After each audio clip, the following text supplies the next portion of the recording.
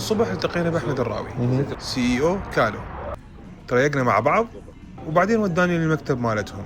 وراها قال لي امشي نضرب درب ساعة حتى نروح للمطبخ المركزي ونشوف الأوبريشن هناك. وصلنا، لبسنا ملاعب العيد وانطلقنا نشوف الأوبريشن.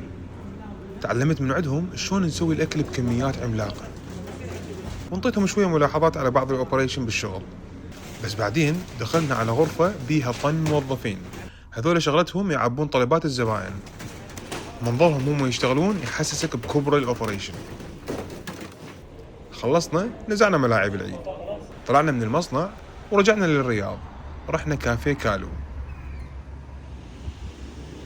طلعنا نشوف مواقع بالرياض، وأحمد انطلق علي. توك عندك فرع واحد. It's too small. Think big.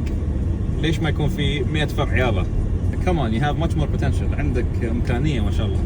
حرام. اوكي صار. وراها طلعنا انا وزياد لبوليفارد وورد، اخذنا فرة بالجناح السعودي، بعدين مشينا جوا الشاشة، وصلنا للجناح الايطالي وقوارب فينيسيا. بطريقنا شفنا المغرب، وبعدها شفنا اليونان. الجناح المصري كان كلش ضخم، بس بالجناح الياباني شفنا جراندايزر.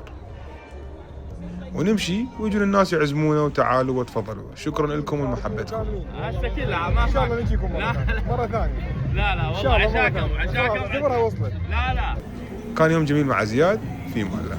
اشيدك ابو زيود، كانت كلش حلوة. نايس.